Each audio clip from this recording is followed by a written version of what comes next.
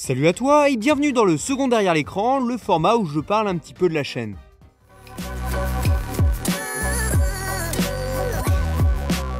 Dans cette vidéo, on va voir un petit peu l'actualité de la chaîne, ensuite j'ai sélectionné quelques questions et enfin on va voir des chaînes YouTube trop belles et trop jolies. Ah, et vous pouvez cliquer sur la barre qui s'affiche juste en dessous pour naviguer dans la vidéo. Alors, les actualités de la chaîne. Déjà, le cap des 20 000 abonnés a été franchi et ça, ce n'est pas dû à rien. Tu as dû sûrement remarquer les quelques feats qui ont été réalisés. Il y en a 3 en tout, un avec le beau Occam Razor, un autre avec le magnifique Alteris et un avec le BG trop sexy et mignon se nommant le Topinambour. Si tu en as raté un des 3, les liens sont disponibles dans la description. Alors, niveau convention, je serai normalement à la Japan Expo en tant que visiteur, donc je n'aurai pas de stand. Mais j'aurai le temps de refaire un derrière l'écran d'ici là parce que je ne sais pas tellement comment m'y prendre.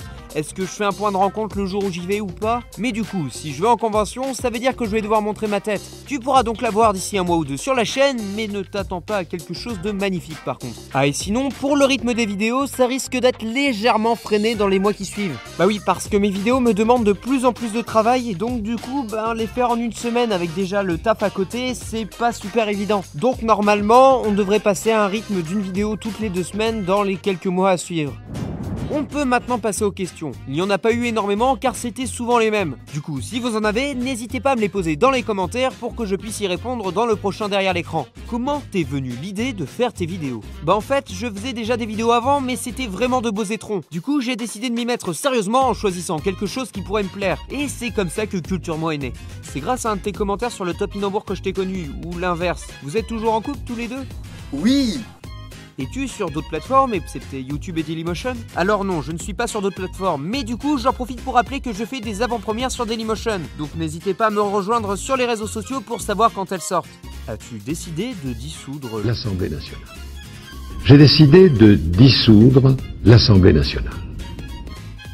Et enfin, quel logiciel de montage j'utilise? Alors, je vais pas mettre de capture de la question parce qu'on me la pose 30 000 fois par jour celle-là. Je suis sur After Effects pour monter l'ensemble de mes vidéos et je fais l'assemblage du visuel et de l'audio sur Premiere Pro.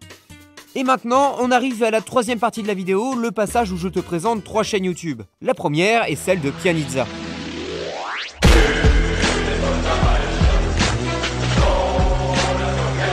Sur sa chaîne, tu pourras trouver des chroniques culturelles dans lesquelles il s'adresse à la génération internet. Et oui, je reprends les mots de sa description de chaîne car je suis un gros FDP de plagieur sans inspiration. Bon, plus sérieusement, la chaîne de Pianizza est la chaîne d'un artiste qui possède son style, que ce soit dans le fond ou dans la forme. D'ailleurs, je te conseille sa vidéo Google Wars, de toute façon, je te laisse un lien dans la description. La seconde chaîne est celle de Ta Gueule Platon. Un peu comme Antoine Daniel ou Mathieu Sommet, Ta Gueule Platon fait de la review de vidéos. C'est un mec cool et swag, et si tu lui dis ta gueule sur Twitter, il va te répondre c'est l'idée.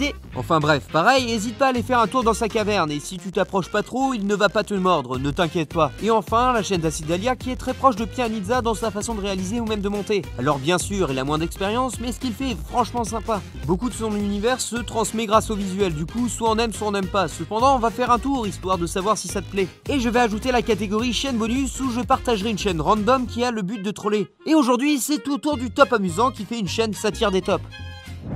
Et voilà, ce derrière l'écran est terminé, merci de l'avoir suivi. Et quant à nous, on se retrouve normalement mardi prochain pour une nouvelle vidéo. Et sur ce, à bientôt.